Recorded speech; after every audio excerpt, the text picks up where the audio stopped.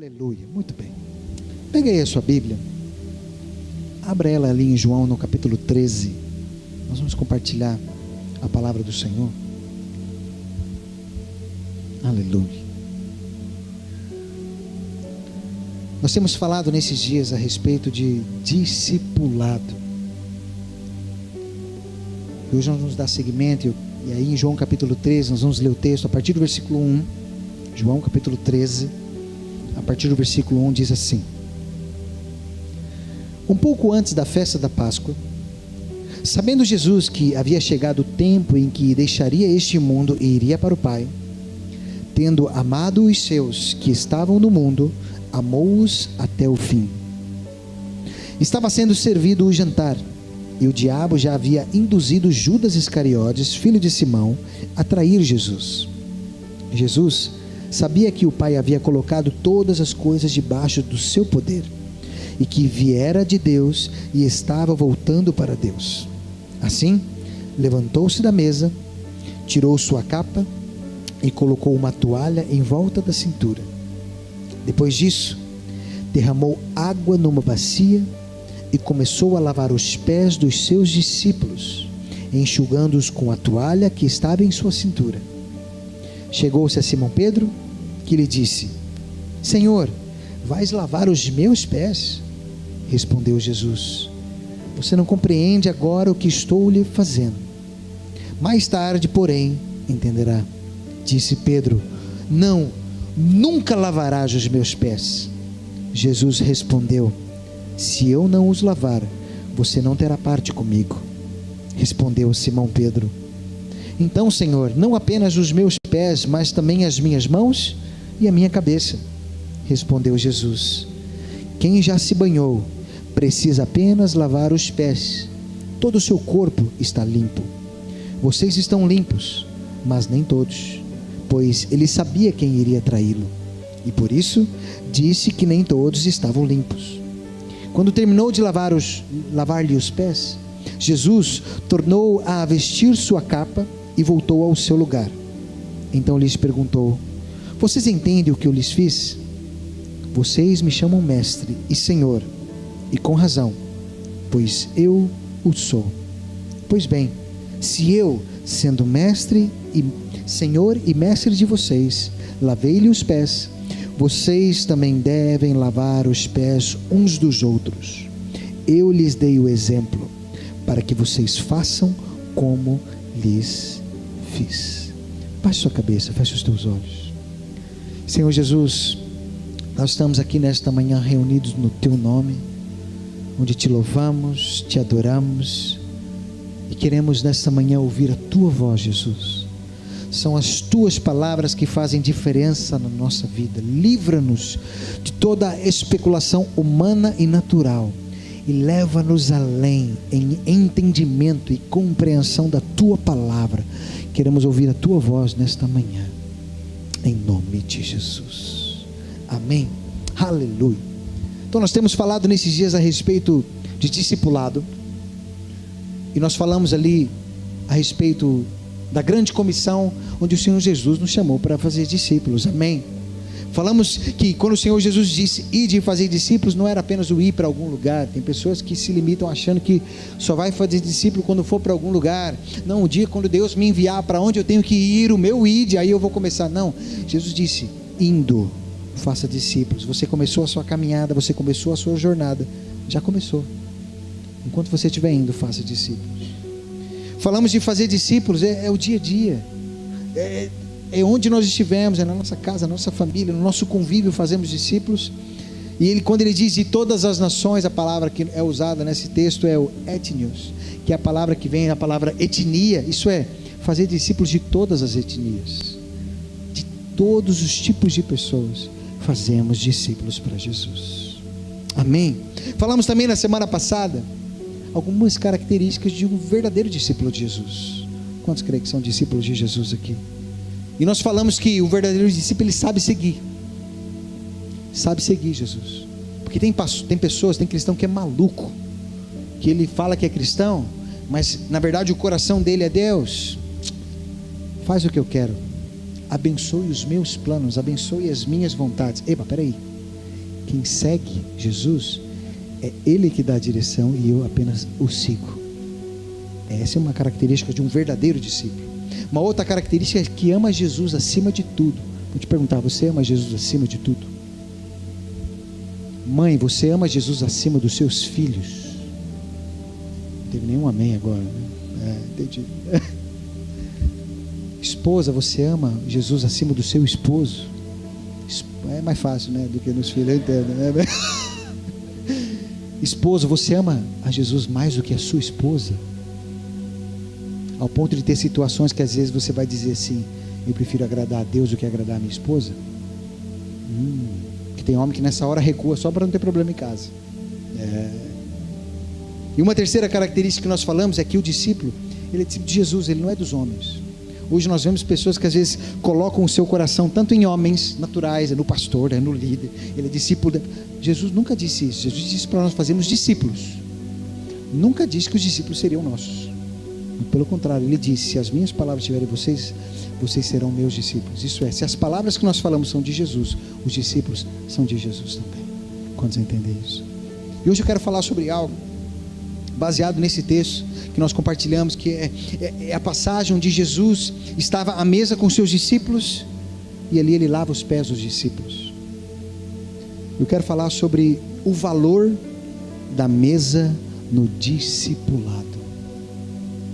O valor da mesa. Se nós olharmos para os evangelhos, se olharmos para toda a palavra de Deus, nós vemos quanto valor Deus dá para a mesa.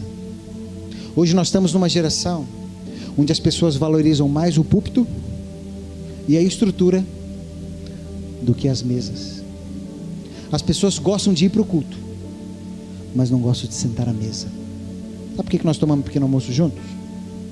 Porque esse é o momento, por mais que não tenha mesa, mas no nosso espaço novo a gente vai ter, aleluia, uma mesa, ainda que seja em pé. É quando nós estamos à mesa, nas conversas informais, é que nós conhecemos uns aos outros, nós temos um relacionamento. E geralmente quando uma pessoa está à mesa, comendo, ela é mais sincera. Você sabia disso? É verdade, a pessoa é mais sincera, ela se abre mais, só pelo fato dela estar comendo. E Deus dá muito valor para a mesa. Muito, mas muito valor para a mesa. Eu quero ler aqui uns textos da palavra de Deus que mostra. Se você for ler os evangelhos com essa ótica, você vai ver que a maioria das vezes que o Senhor Jesus ensinou os discípulos, não foi num púlpito, não foi numa sinagoga, não foi numa pregação, foi ao redor de uma mesa. Muitas das vezes Jesus pregava num sermão, falava muitas parábolas, mas quando ele estava a sós com os discípulos, ao redor de uma mesa, os discípulos chegavam: Senhor, nos explica a parábola. Porque é ao redor da mesa que o verdadeiro discipulado acontece. Por isso nós vamos falar sobre o valor da mesa no discipulado. Mas eu quero que você prepare aí a sua Bíblia. Nós vamos ler alguns textos da palavra de Deus que mostra a respeito do valor da mesa. Abra a sua Bíblia ali no Salmo 128. Salmo 128. Nós vamos ler alguns textos. Prepara o dedo aí, se é digital, e se é de papel também, não tem problema. Salmo capítulo 128, desculpa. Salmo 128. A partir do versículo 21, versículo 1 diz assim: como é feliz quem teme ao Senhor, quem anda em seus caminhos. Você comerá do fruto do seu trabalho e será feliz e próspero. Sua mulher será como videira frutífera em sua casa.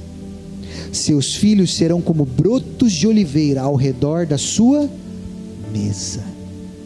Assim será abençoado o homem que teme ao Senhor.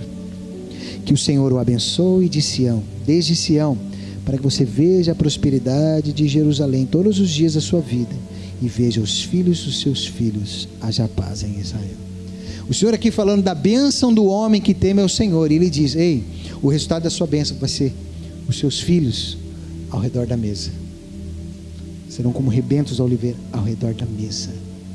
Há um valor na mesa que a palavra de Deus nos mostra. Abra ali em Êxodo capítulo 39, nós vamos ler o versículo 36, aqui nessa passagem, começa a falar sobre os utensílios que tinham no tabernáculo, e um dos utensílios que tinha no tabernáculo, olha só o que diz o versículo 36, a mesa, com todos os seus utensílios e os pães da presença. Havia um lugar no tabernáculo que tinha uma mesa, em cima da mesa, os pães da presença. Ei, no tabernáculo não tinha palco, no tabernáculo tinha mesa com pães. Agora abra ali a sua Bíblia em Lucas, no capítulo 24. Nós vamos ler a partir do versículo 30. Lucas capítulo 24, a partir do versículo 30. Olha só o que diz. Quando estava à mesa com eles, é uma das vezes que Jesus estava à mesa, tomou o pão, deu graças, partiu e deu a eles. Então os olhos deles foram abertos e reconheceram, e ele desapareceu da vista deles. Isso aqui é os discípulos, os 2 discípulos que estavam no caminho de Emaús. Jesus já ressuscitado apareceu para eles. Jesus ficou o caminho inteiro pregando para eles, e até então eles o reconheceram. Mas quando eles estavam sentados à mesa, e onde Jesus partiu o pão à mesa com eles, os olhos deles foram abertos. À mesa, não foi num púlpito, não foi num palco.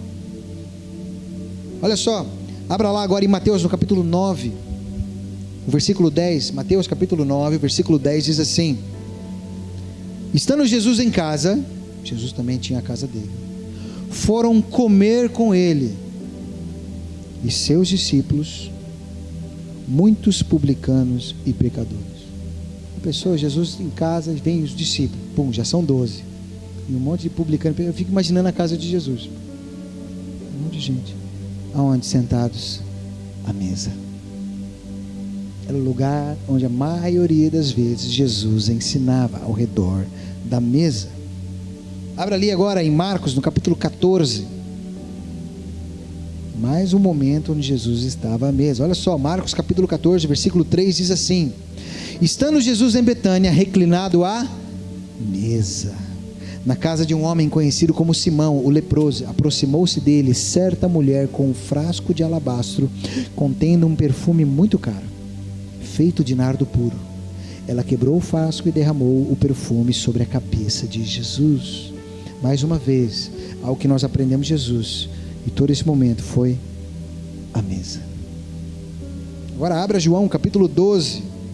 João capítulo 12, o versículo 2. João capítulo 12, versículo 2 diz assim: ali prepararam um jantar para Jesus. Tem muitas passagens na Bíblia que falam que Jesus comia. Aliás, os fariseus ainda chamavam eles de comilão e beberrão. Jesus comia o tempo todo, aleluia. Não era glutão, não pode comer em excesso, amém? Mas sempre estava ao redor de uma mesa, aleluia. E ali prepararam um jantar para Jesus. Marta servia, enquanto Lázaro estava à mesa com ele. E o último texto, abra ali em Salmo, no capítulo 23, um dos salmos mais conhecidos da Bíblia. Olha só o que diz o versículo 5. Na versão NVI diz: preparas um banquete para mim. Na versão revista atualizada diz: preparas uma mesa na presença dos meus inimigos. Nós vemos o valor que o Senhor dá para a mesa. A maioria das vezes que o Senhor ensinou os seus discípulos foi ao redor de uma mesa. Grandes experiências, relatos do Evangelho, a mulher que ungiu a Jesus, Jesus lavando os pés dos discípulos, como nós lemos aqui. A última ceia é a foto dos discípulos aonde? Ao redor de uma mesa, apesar que aquela foto está errada, que não já se viu toda a gente sentada do mesmo lado da mesa, não faz sentido isso, é ao redor, mas tudo bem. Mas mostra o valor que Deus dá para a mesa. Deixa eu te dizer uma coisa, muitas vezes nós estamos aqui, esse tempo é muito bom, nós juntos como igreja nos reunimos, mas deixa eu te falar, é quando nós estamos lá na célula, ao redor da mesa, que tem ali às vezes uma pizza nos jovens, né? Uma francesinha no pessoal, né, Vitória, lá uma francesinha, o pessoal apelou, aleluia, mas é uma benção, aleluia. São nesses momentos ao redor da mesa onde tem o discipulado, onde tem o compartilhar, onde muitas vezes tiram as dúvidas. Mas a gente está ali no final da célula. Tem gente que pensa que quando acaba a célula, depois que a gente ora ali pelos... Tem gente que pensa que a célula acabou. A célula não acabou. O momento da comunhão, o momento de estarmos juntos ao redor da mesa, e tem alguns que literalmente ficam só ao redor da mesa, não sai da beirada da mesa, né? Aleluia. Não sai da beira da mesa. Mas é nessa hora que nós temos compartilhamentos gloriosos, momentos de falarmos, de tirarmos dúvida, de compartilharmos às vezes algo da semana. que às vezes do momento formal da reunião não foi compartilhado. É fundamental. Agora olha só, interessante, uma coisa que é interessante, porque ao mesmo tempo que nós vemos que o Senhor valoriza a mesa, o diabo também sabe disso. Saiu uma pesquisa há um tempo atrás na Inglaterra, onde as lojas de móveis constaram um crescimento na venda de mesas de escritório em torno de 40%. Provavelmente por causa da pandemia, muita gente foi para home office, isso cresceu muito. Mas é interessante que na pesquisa também diz que a venda das mesas de jantar caiu 8%.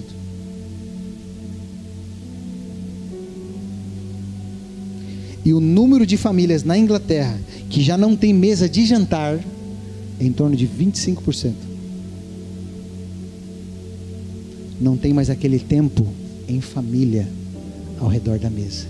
Nós temos um livro no nosso Book Café, eu indico principalmente para as mulheres, da David Titus, chamado A Experiência da Mesa. Alguém já leu esse livro?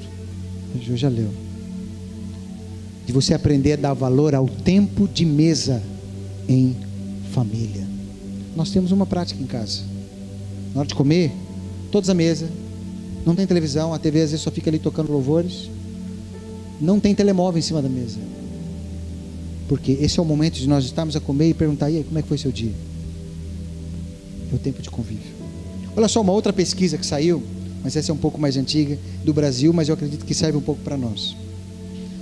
Diz que 40% das famílias não participam de refeições juntas. 70% das famílias fazem as refeições com a TV ligada. Hoje a gente pode incluir, porque ela é mais antiga, com o telemóvel na mão. Nós vemos, só de você passar por aí afora, às vezes você vai nos cafés, tem 4, 5 sentados ao redor de uma mesa, todos com o telemóvel na mão. Porque o telemóvel, ouça, ele aproxima os que estão longe, mas distancia os que estão perto. E teve uma pesquisa de uma universidade americana lá de Colômbia. Olha só que interessante. Ela fez uma pesquisa com crianças de várias culturas que sentavam à mesa para jantar com seus pais, tiveram pouco envolvimento com drogas e bebidas, em comparação com outros que não tinham essa prática. Porque, ouça, quando nós estamos ao redor da mesa, em família, aquele é o momento dos pais discipularem os seus filhos, dos pais darem direção para os seus filhos, dos pais ouvirem os seus filhos e orientarem os seus filhos, porque é no momento que está ali a mesa. Vou te fazer uma pergunta, mas é retórica: você tem tempo à mesa com a sua família? Você fala: não, eu estou aqui sozinho. Amém, você tem tempo à mesa com o pessoal da célula, aleluia. Mas nós que temos a família, você que tem aí já a sua esposa, seus filhos, tempo de mesa, tempo ali de jantarmos juntos, ou tomarmos um café juntos. Teve um café que eu fiquei sabendo um tempo atrás, eles fizeram uma experiência que, quando eles perceberam isso, eles desenvolveram chávenas que elas não ficavam em pé. Você era obrigado a colocar o telemóvel debaixo da chávena para que a chávena ficasse de pé, e obrigava as pessoas a estarem a tomar o café ali sem mexer no telemóvel, para que elas pudessem conviver. Deixa eu te falar, o diabo sabe o valor que tem uma mesa. A maioria dos ensinamentos de Jesus foi ao redor de uma mesa. É ao redor de uma mesa que um pai orienta a sua família, os seus filhos. E cada vez mais as pessoas estão deixando de dar valor para o tempo de mesa. Nós vamos ter aí o pastor Silvio, o pastor Luiz aqui conosco. E nós vamos ter o tempo da conferência. É maravilhoso. Mas posso te falar quais são os melhores momentos? É quando nós estamos lá em casa comendo e ficamos 4, 5 horas conversando. Tempo de mesa. Posso te falar? A gente aprende muito mais nesses momentos do que às vezes uma pregação de 40, 50 minutos, porque é ao redor da mesa. Tem muitas pessoas que não valorizam mais esse tempo, que é só ir para o culto. E olha lá, se for agosto eu vou para a praia, que a gente vê falta de muitos irmãos aqui. E eu nem sigo alguns no Instagram porque eu fico com raiva. Porque aí depois você vai ver onde a pessoa está. Falando: meu irmão, o dia do Senhor É o dia do Senhor. Isso que nós estamos falando aqui agora. Tem pessoas que não valorizam o tempo lá da célula. Acabou a célula, tem que ir embora, tem que ir embora. Calma aí, nós precisamos de um tempo de mesa. Precisamos de um tempo de mesa, às vezes de você pegar, convidar o seu líder para ir jantar na sua casa. Né, Rossi? Pode ser, né, Rossi? Isso, aleluia, pode ser. Para quê? Só para comer? Não. Tempo de mesa. Até o Igor e a Vitória estão na casinha nova, né? Aleluia. E a Vitória tem que ir lá orar, pastor. Eu falei, mas não é só orar não, estamos comer também, aleluia. Tempo de mesa, de estarmos juntos. Porque nessas horas, irmão, como a nossa fé é fortalecida, nós estamos a fazer as obras. Ninguém aqui é experiente em obra. Ontem estava lá eu e Juliana, para tentar tapar um buraco, a gente olhava para o buraco, olhava para a massa, será que essa massa está boa? Uma hora eu peguei aquela colher de pedreiro, na hora que eu joguei, mais da metade caiu no chão, eu falei, eu não sei fazer isso. Aí chegou o Rossi, o homem mais experiente, catou a massa na mão e pá! Se nós contratássemos profissionais, a coisa já estava muito mais avançada, sim ou não? A gente faz ali na medida do que dá. Mas o mais importante disso tudo, sabe o que é? É o convívio, é o estar junto, é o compartilhar. Ontem o Gabriel estava lá nervoso, porque tudo que ele fez foi por água abaixo. Mas estamos aqui juntos, amém, vamos lá. Tempo de convívio, tempo de mesa, tempo de comunhão. Não se limita a isso aqui. Jesus não pegava os discípulos e só se reunia com eles no sábado, que era o dia dos judeus se reunirem. Não, eles caminhavam todos os dias. Ser igreja, ser um discípulo de Jesus, não se limita ao culto, irmão, pelo amor de Deus. Eu vejo pessoas que às vezes vão ao culto, acabou, para ele tá bom. Eu te falo, não tá, meu irmão, porque o verdadeiro discipulado de Jesus sempre foi ao redor da mesa. Baseado nesse texto de João 13 que nós lemos, eu quero que você volte aí na sua Bíblia, eu quero rapidamente, para que a gente possa orar, só falar aqui de 5 dimensões que nós vemos aqui nesse texto, para que nós possamos aprender do que esse tempo de mesa faz conosco. Isso, desativa mesmo, aleluia.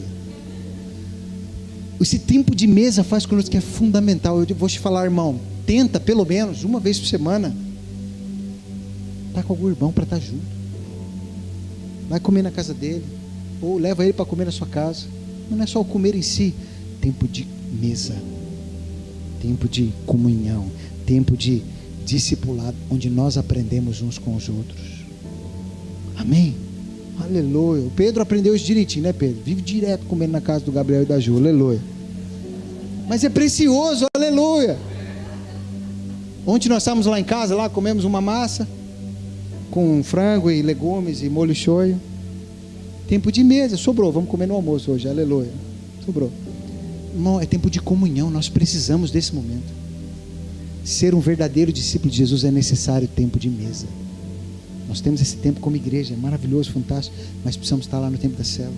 Precisamos ter tempo de, ei, tem irmãos que eu estou com saudade, a minha vontade é falar, irmão, vamos lá em casa comer alguma coisa.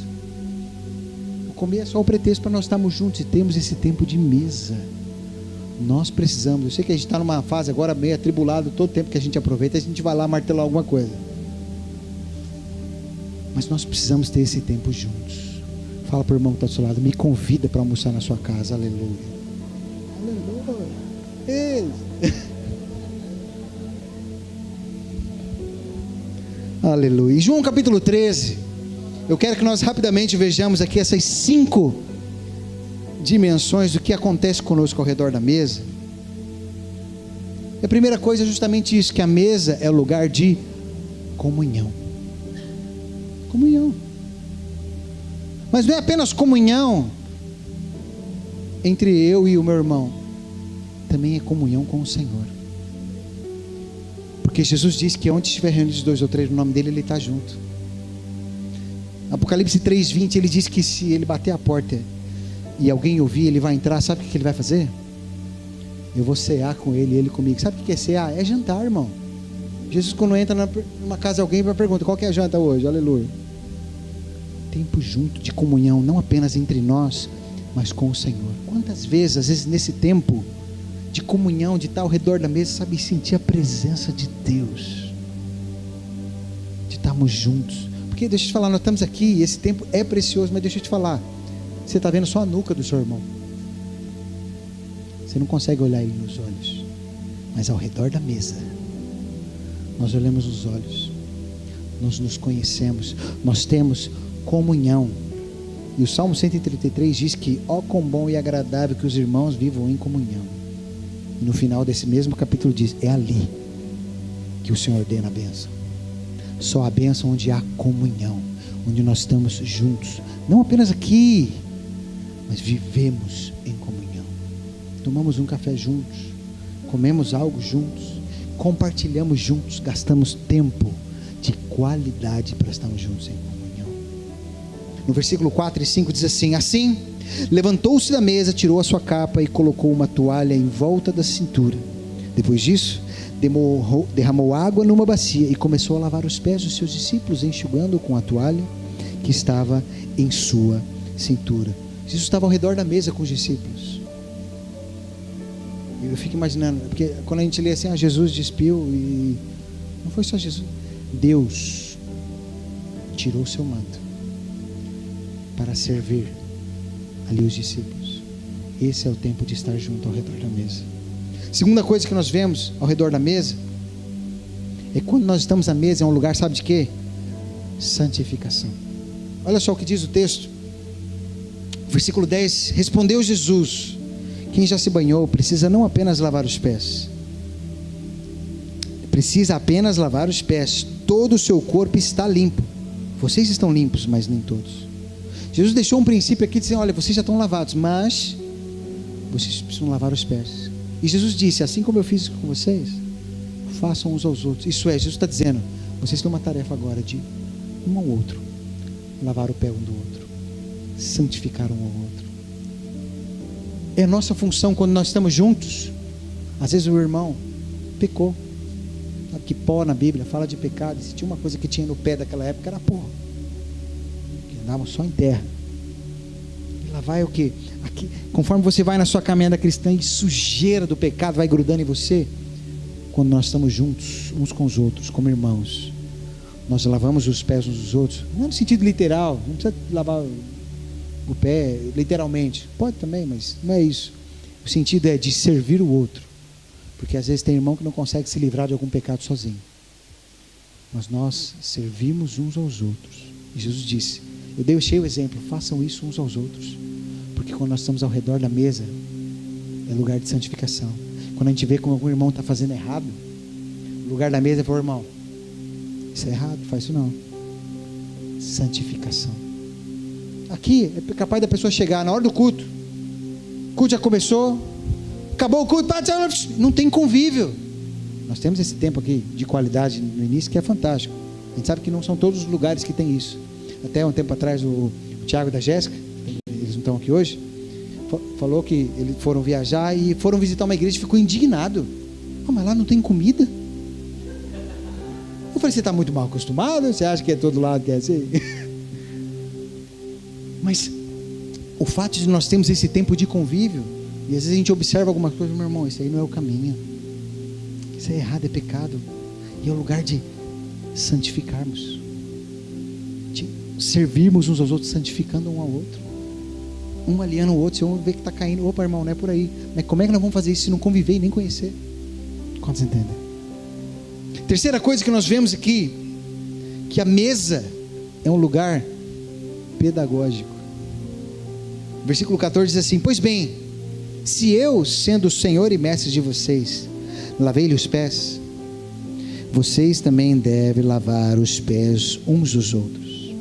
Eu lhes dei o exemplo, para que vocês façam como eu lhes fiz. Eu te falo, a maioria das vezes que nós aprendemos coisas, é muito mais ao redor de uma mesa, do que numa plateia onde tem um púlpito. Porque às vezes você está aqui, e nós, glória a Deus que nós temos o tempo da célula, onde nós vamos depois na célula na quinta-feira e compartilhamos a palavra que é compartilhada aqui, para tirar dúvida. E a nossa célula é a célula das dúvidas, né, Paulo?